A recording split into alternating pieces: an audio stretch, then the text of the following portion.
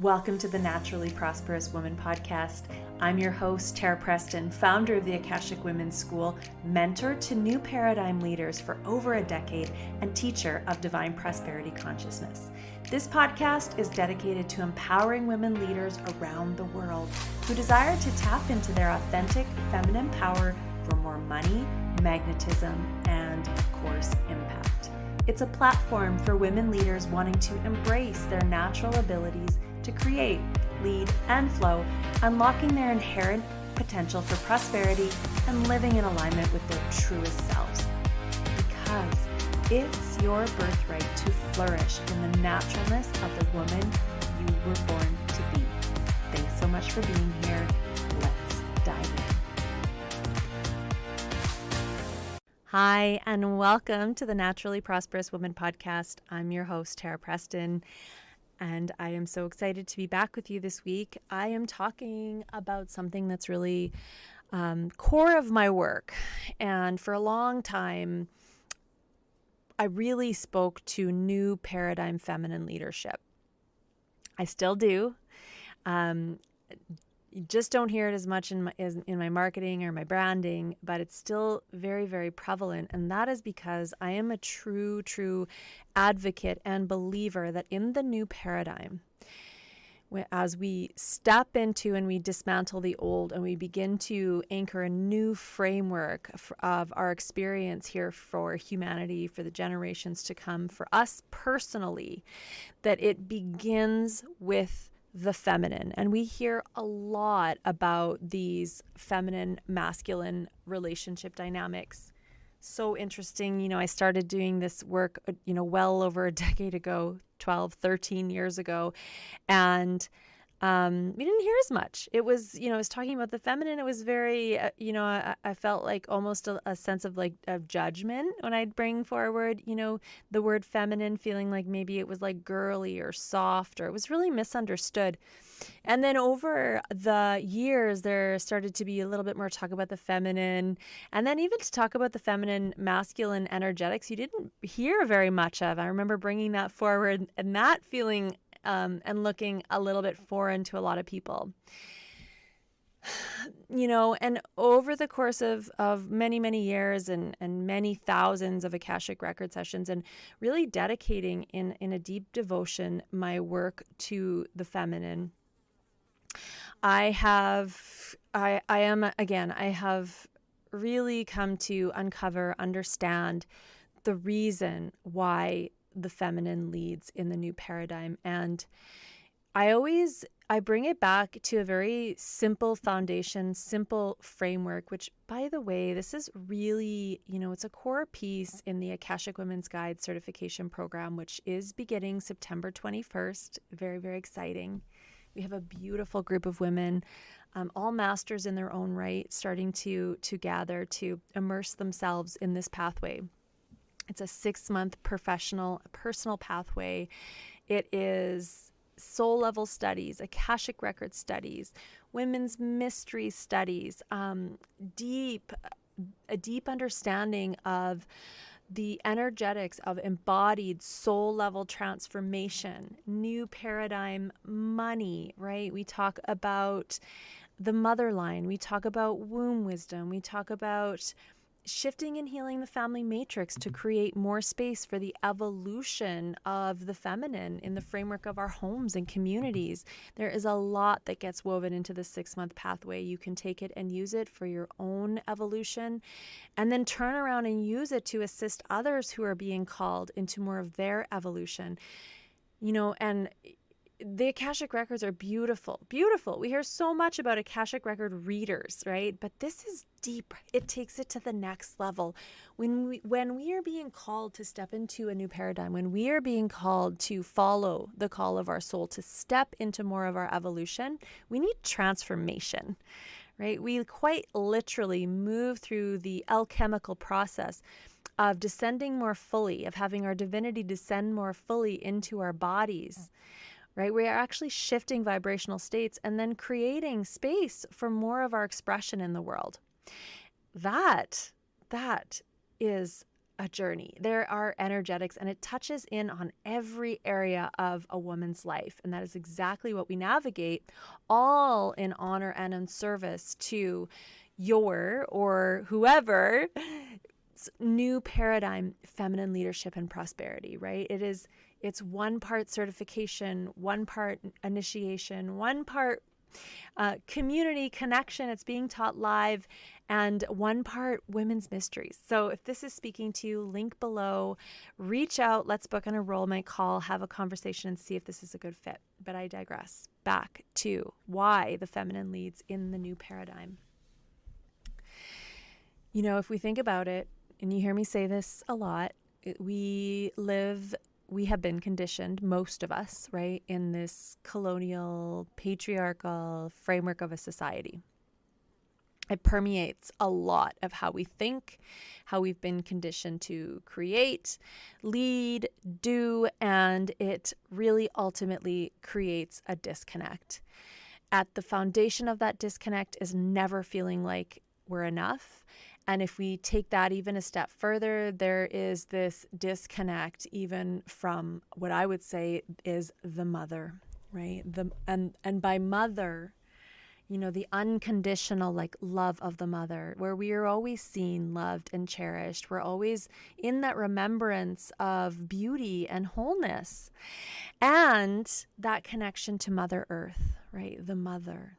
Right? The one who holds us and nourishes us and grounds us and anchors us, and who heals us with her beauty and her rhythms and her seasonal cycles, right? And most of us, you know, through many generations, right, as we have existed, and for the most part, many of us in this capitalist, you know, push, go, do, hustle framework, there's a disconnect from the mother, right? From her cycles, and also from our own rhythmic nature and the naturalness of who we are. And that's why this whole podcast, right? The Naturally Prosperous Woman podcast, right? How do we return to our naturalness, right? How do we return to the remembrance that our prosperity is inherent, that we are inherently worthy of receiving prosperity just because of who we are, right? And the beauty that exists in the naturalness of our presence,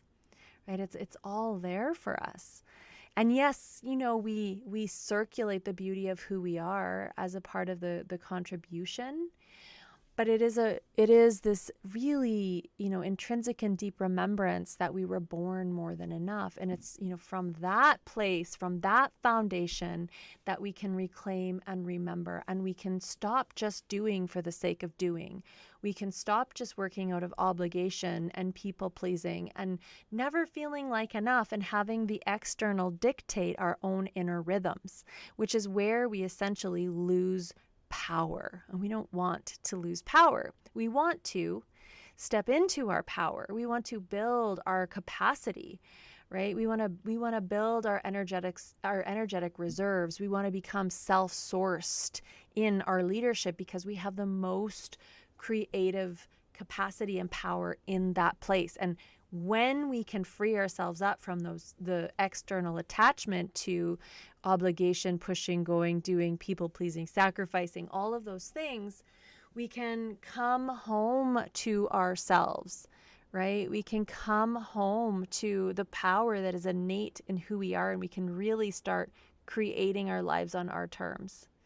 Right? We can start to discern what works for us, who we're called to be, how we naturally create. That's another thing too, you know, and I'm going to get to this whole piece of why the feminine leads in the new paradigm. There's, you know, I believe probably 3 key factors, and we don't want to take out, you know, the beautiful harmonizing effect of the sacred masculine. There's an absolute place for that. But I believe the feminine energy, when we start to connect to, when we start to learn to allow her energy to infuse itself through our being and into the scope of our life, when we start to let her lead, there's a natural reharmonizing that happens with the masculine. There's a natural healing that just happens because she's so ultimately the healer. She's so ultimately the healer, and there's so much life-giving force there. So if we bring it back to, where we've been so that we can understand where we're going, I think it's first and foremost the reason that the feminine needs to lead in the new paradigm is because of the destruction, the disconnect, and the devastation of Mother Earth, right? If we don't learn to live in harmony and in deep appreciation and connection with her, we won't have an earth to live on. So there's ultimately that. But not only that, right? The new paradigm, when we need to be able to infuse the qualities and the characteristics of the feminine into the new paradigm framework. Because there's been such an absence of that, for 5,000 years, the suppression of the feminine and the qualities and the characteristics of creativity, of beauty, of healing, of connection, of love, right? I'm trying to think, a flow, right? Of support, in our ability to just like receive support. So if we ultimately don't honor Mother Earth, number one. Number two, the framework for the new paradigm needs the qualities and the essence and the characteristics of the feminine nature and energy. Needs it. We're thirsty for it as a world.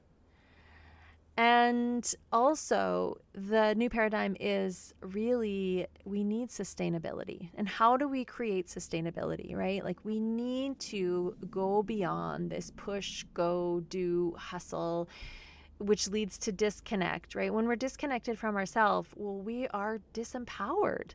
We're disconnected from who we are as powerful creators in this human experience. Right? To feel lost or unclear about who we are in the world is devastating, really, because we are disconnected. There's a separation between who we are as physical beings and the divinity that wants to guide and the divinity that wants to lead, right? And when we're disconnected from that source, we also don't have discernment. Lots of D's here, but we also don't have discernment, right? On like, well, this is who I am. This is what I want.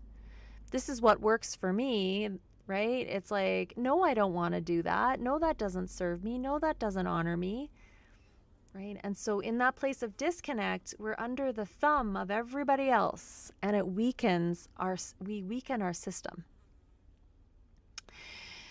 So I'm channeling through a little bit of a message here, and I'm going off on a couple little tangents, but bear with me. I want to bring it back to this space of sustainability, which to me becomes so important. And again, why we need feminine leadership in the new paradigm. And there's another point that's actually coming through, and it has to do with power. Right? We've seen such an imbalance of power on the planet because of so much, so many systems of suppression and a really, really outdated model of power. If we think about different corporations, banks, whatever it is, it's really outdated. And we need space for feminine leadership. We need space for feminine power. We need space for a deeper vision, right? That really honors the whole, which again is very rooted in the feminine. And we need equality, right? Which is so intrinsic to the feminine. We need to be able to honor the deeper vision for higher healing. We need to be able to bring the authenticity, right? We need to be able to speak from the heart and to be able to hear the voice and the hearts of others, right? And be able to weave that into the scope of our power and our leadership, so that power just isn't about,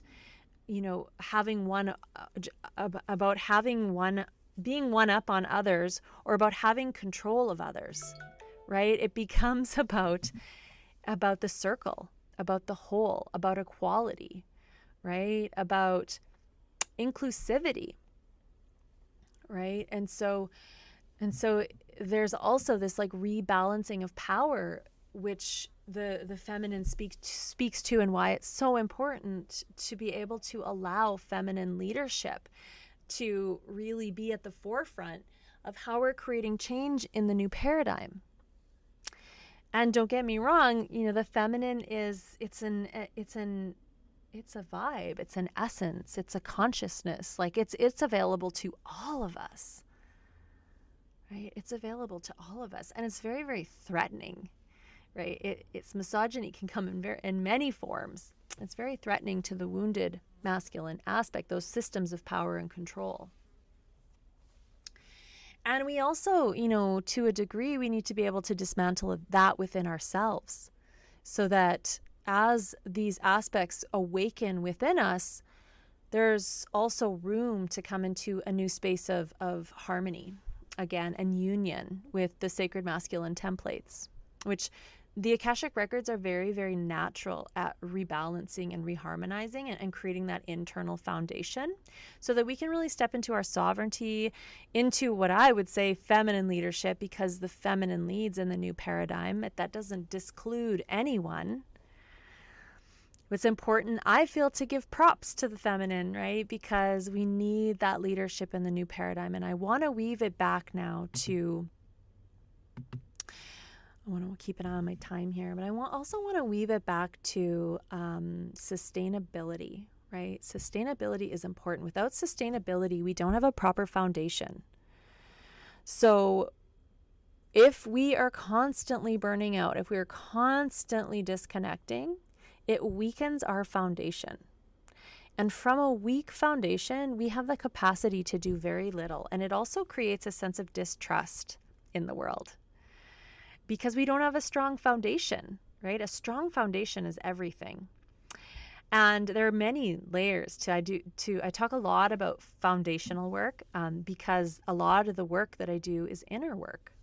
It's a lot of inner work. It's a lot of clearing work, yes, and untangling, dismantling, absolutely, recalibrating, but it is a lot of foundation work, rebuilding the new inner foundation to carry us forward. And it's also through that new inner foundation that we start to drop into, right? That we start to create the new paradigm that essentially is resurrected through the new foundation, the new inner foundation. We actually start to have a new experience of ourselves, first internally and then externally.